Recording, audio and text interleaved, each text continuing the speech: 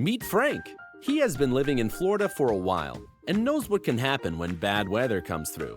He knew he needed to make some preparations to ensure that he would still have electricity after the storms and hurricanes. Frank called up SmallJobsElectric and had them install a generator transfer switch for his portable generator. They did a great job. When the storm came through, he lost power like all of his neighbors, but he was prepared. Frank is glad he called SmallJobsElectric to install that generator transfer switch. This is Sam.